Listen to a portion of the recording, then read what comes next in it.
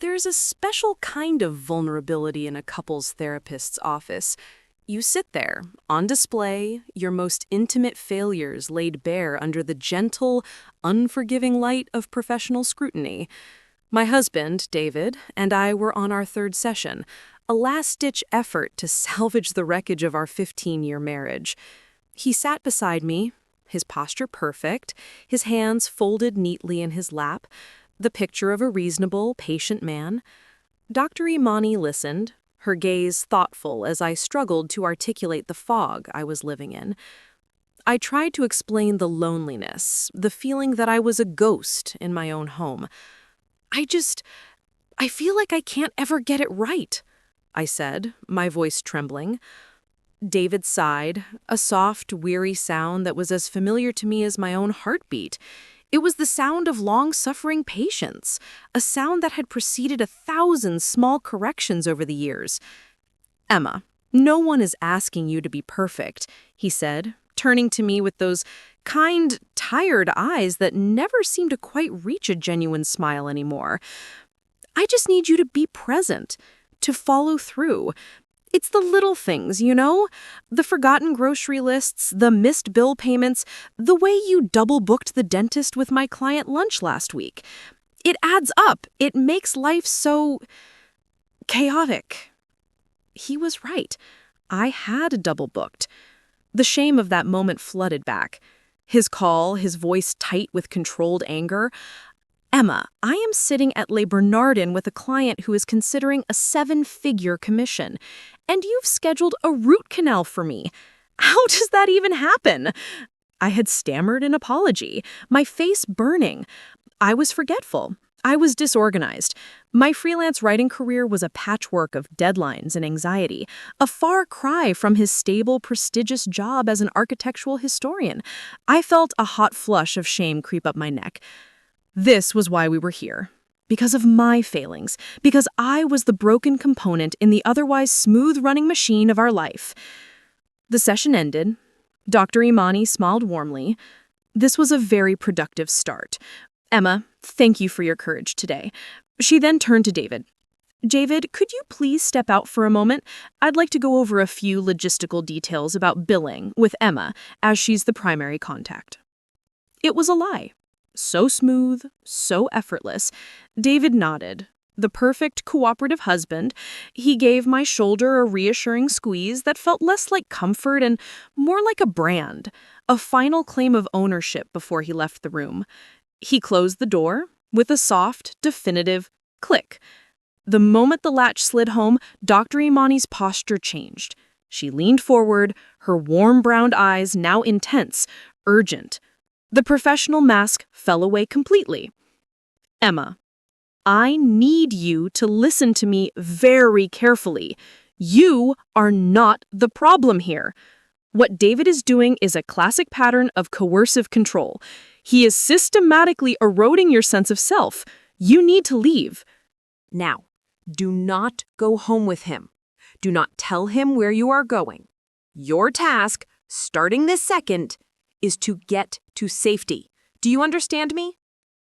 The air left my lungs in a silent whoosh.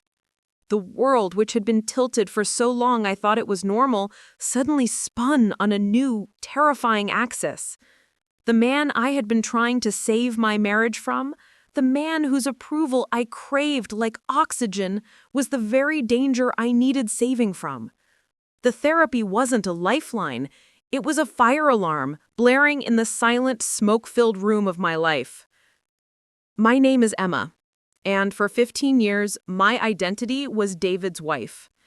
We met in graduate school, two different species inhabiting the same library. He was brilliant, polished, and possessed a quiet confidence that felt like an anchor to my stormy, creative spirit. I was a passionate, somewhat scattered literature student, my head full of poetry and my notes a chaos of highlighted quotes and doodles in the margins. He was the steady, methodical historian. His notes were a model of linear logic and impeccable footnotes. He would organize my deadlines, gently correct my grammar, and tell me I was beautiful in a way that felt like being saved from myself. We were a perfect, complementary puzzle.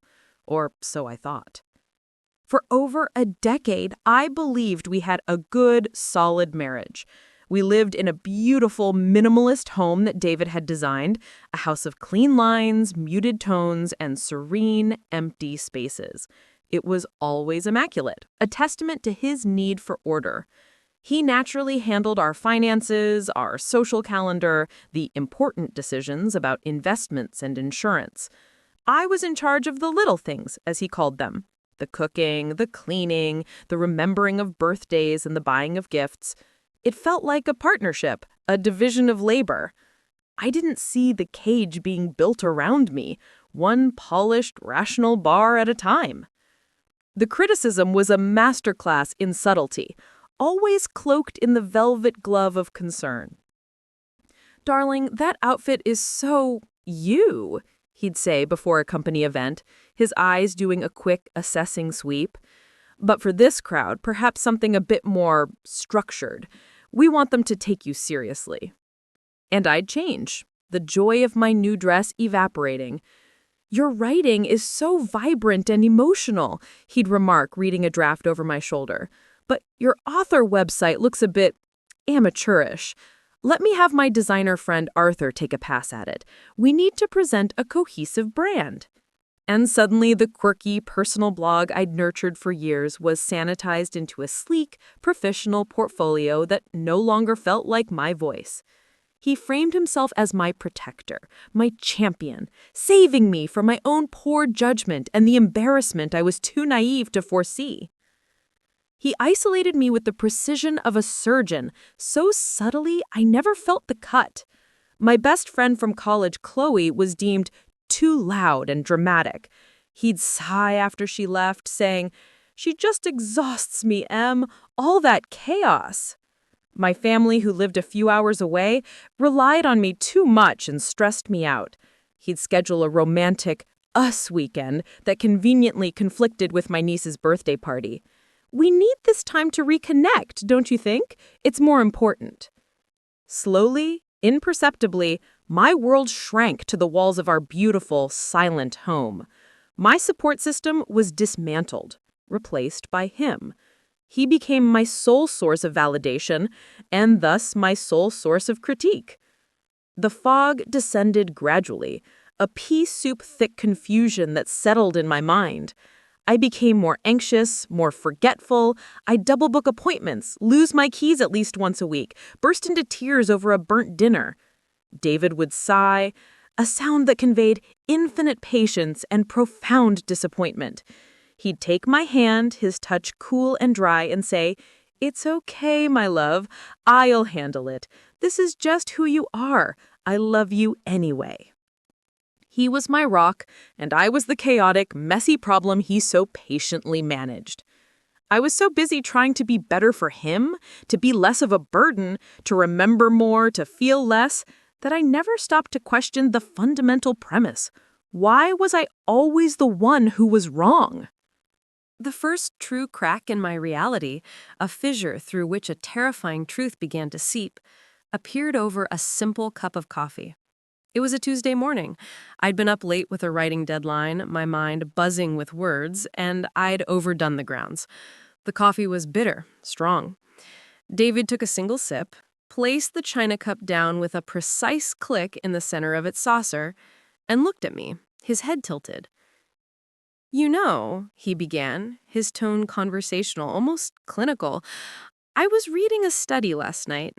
This level of consistent forgetfulness, the keys, the appointments, the burnt food, coupled with this emotional lability, the crying, it can be an early indicator of cognitive decline. It's not just about getting older, Emma. We should really see a neurologist. Dr. Evans at the University Hospital is the best. I'll make the call." I remember the floor physically seeming to drop out from under me. Cognitive decline at 42. The words echoed, monstrous and final. It felt like a diagnosis, a life sentence. He wasn't angry, he was concerned. And he had medical journals on his iPad, tabs open to academic papers to back it up. For 2 weeks, I lived in a state of pure terror, convinced my mind was betraying me, that I was losing my grip on reality. I'd stare at my reflection, looking for signs of decay. It was my sister, Maya, a nurse practitioner, who, during a frantic, whispered phone call, finally spoke the unspeakable. Emma, for God's sake, has it ever occurred to you that you're not declining, you're just drowning? He's holding your head underwater and then asking why you can't breathe. The control tightened after that, the bars of the cage becoming more visible, more constricting.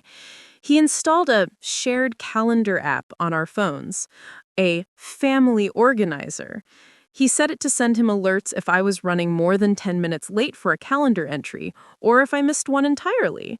He suggested, again, that we merge our email accounts for efficiency, so he could help manage my workload and filter the spam. I refused. A small, stubborn part of me, the writer who cherished her private thoughts, rebelling. The silence that followed my refusal was a punishment. His disappointment was a physical weight in the room, a cold spot that lingered for days. Then came the financial control, the most effective leash of all. My freelance income, which I was so proud of, was too unpredictable to be relied on for our long-term financial health. He proposed a new system. I would deposit all my earnings into our joint account, and he would give me a monthly household allowance for groceries, personal care, and incidentals. I felt like a child, a teenager receiving an allowance. The first time I had to ask him for money to buy a new pair of jeans because a zipper broke, I felt a piece of my dignity chip away. When I tried to discuss a large purchase I needed to make, a new laptop to handle the graphic design work for my articles, he presented me with a meticulously color-coded spreadsheet at dinner. It detailed my recent impulse spends, including a $35 bouquet of tulips I'd bought to cheer myself up, and a $15 soup and salad lunch with a former colleague I'd run into. "We just need to be more disciplined, Em," he said, his voice so maddeningly reasonable. "Until your work becomes more stable, we have to be careful. Maybe next quarter." The final, chilling escalation, the one that made me insist on therapy, happened the week before we made the first appointment. I had landed a significant, well-paying contract with a major national magazine. It was the biggest achievement of my career, a validation of my talent and hard work. I was ecstatic, floating. I printed the email and ran to his home office, waving it like a victory flag. David's reaction was a slow, cold silence. He read the email, his face impassive. Then he placed the paper neatly on his desk, aligning it with the edge. "That's a lot of pressure," he said finally. "Are you sure you're ready for that? The deadlines are brutal. The expectations are sky high. You've been so fragile lately. I'd hate to see you set yourself up for a very public failure. It could ruin your reputation." He wasn't proud. He was threatened. The fog in my head didn't just lift. It was incinerated in the white-hot clarity of that moment. I looked at this man, this paragon of stability and reason, and I understood. He needed me to be broken. He needed me to be the chaotic, fragile one so he could be the calm, competent savior. My success didn't fit his narrative. My strength was his kryptonite. That was the moment I dug my heels in. "We need to see a therapist," I said, my voice shaking but firm. "I'm not asking, David. We're going." I thought we had a communication problem.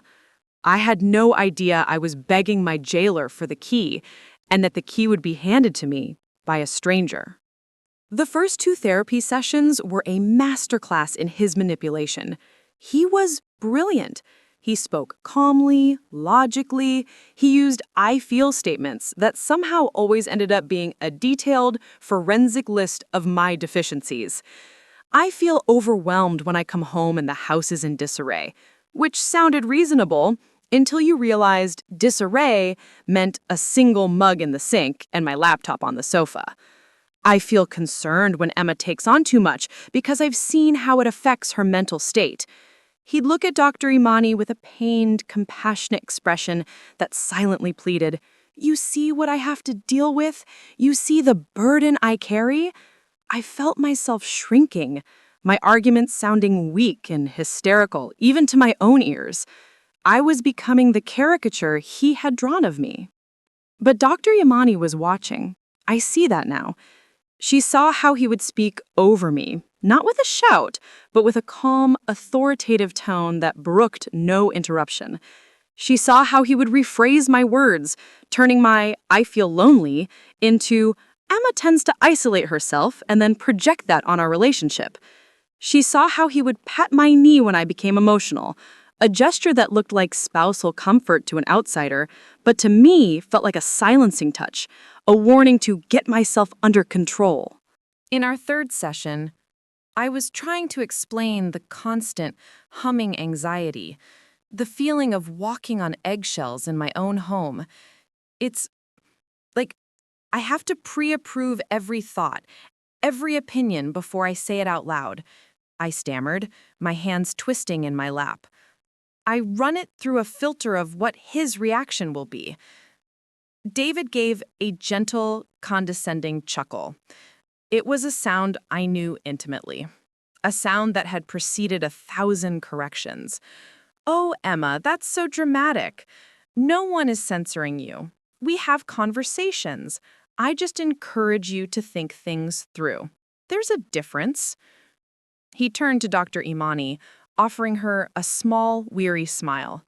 She's always been like this, even back in college, so wonderfully sensitive. It's part of her charm, but it also means she has a tendency to catastrophize, to see villains in the shadows. Dr. Imani didn't smile back. Her gaze was fixed on him, sharp and unblinking. "David," she said, her voice cool and level, "I'd like to hear Emma finish without interruption."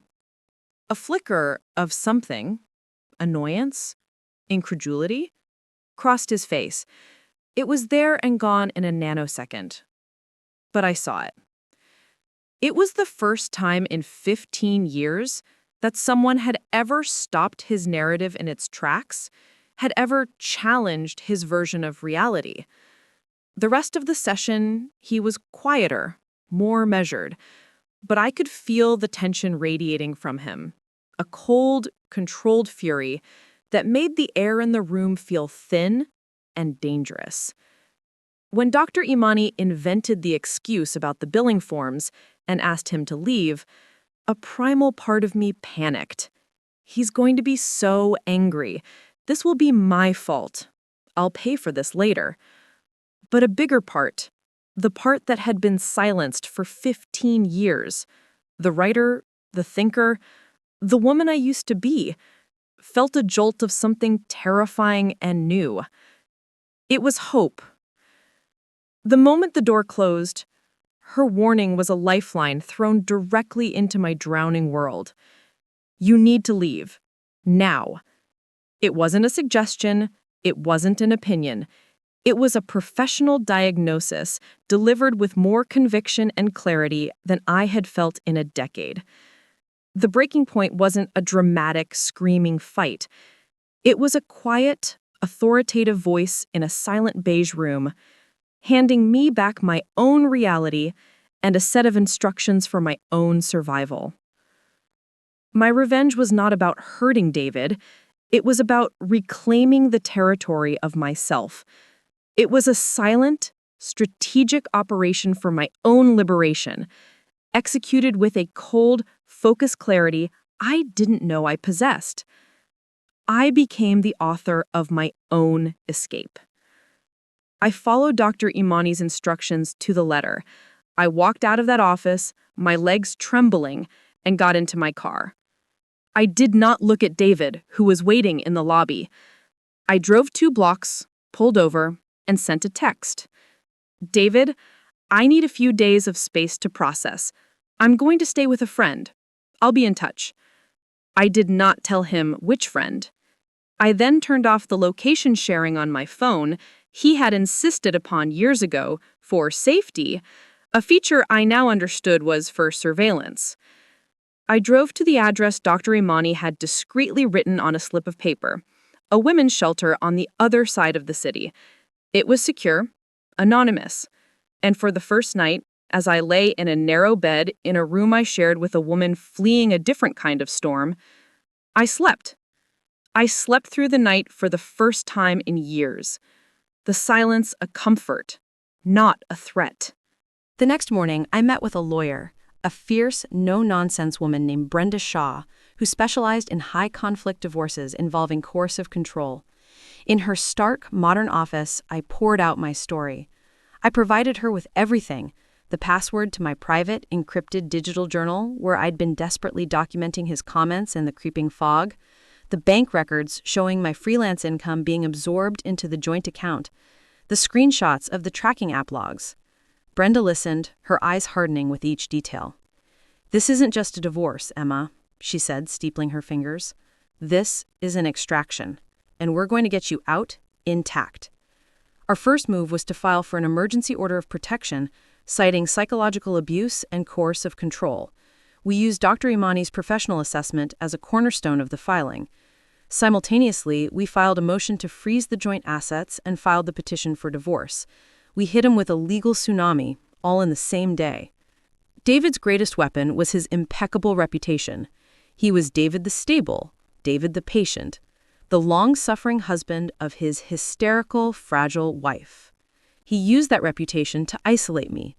I decided to dismantle it, not with lies, but with the devastating power of the truth. I didn't smear him. I simply spoke, calmly and factually, to the people who mattered most. I called my sister, my parents, my old friend Chloe. My script was simple. I have left David. I know this is a shock, but our marriage was not what it seemed. He systematically undermined me, controlled me, and eroded my sense of self for years. A licensed therapist, an expert, witnessed it and told me I was in danger and needed to flee for my safety. I am now safe, I have a lawyer, and I am getting a divorce. The shockwaves were immense, but so was the support. My sister Maya cried, saying, "I knew it! I knew it! I tried to tell you!" Chloe was furious on my behalf. "That condescending bastard," she'd seethed.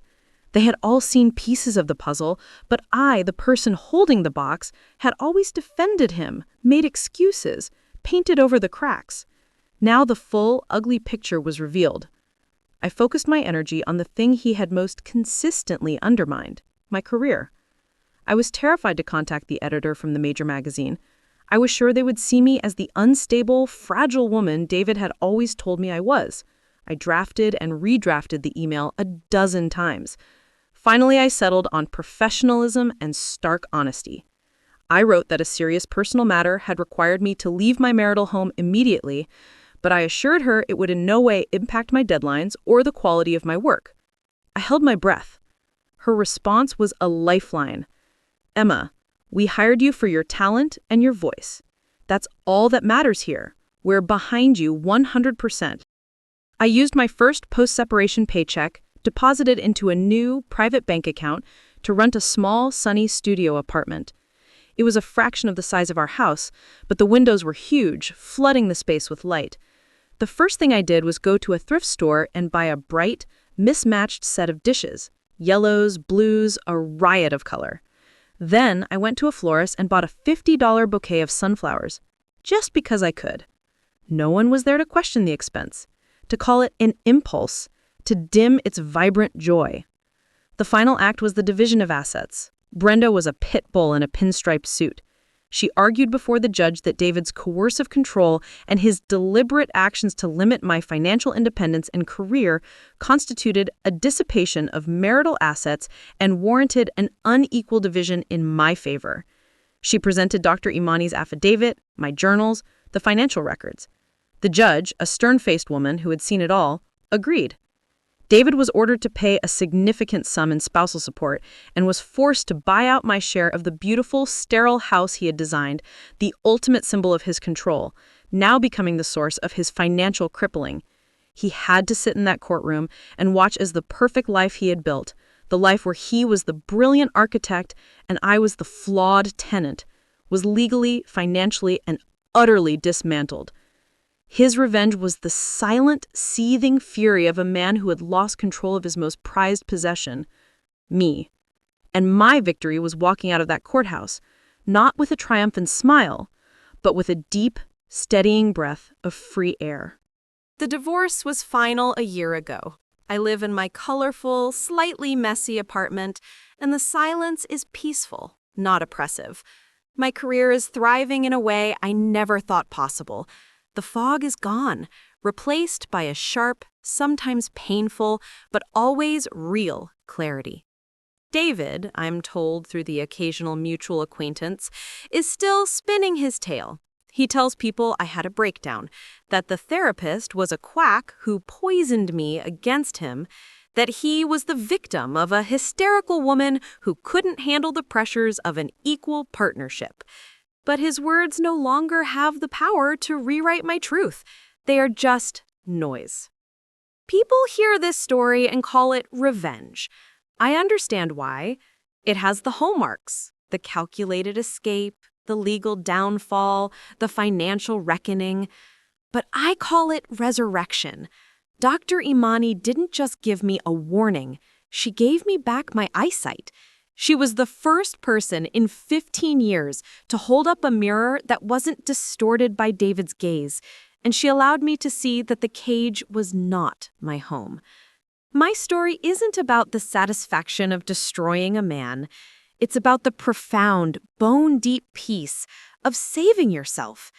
The most potent revenge against a person who tried to methodically erase you is not to attack them, but to simply, unapologetically continue to exist, to build a new life on your own terms, with your own hands, to make your own mistakes and celebrate your own victories.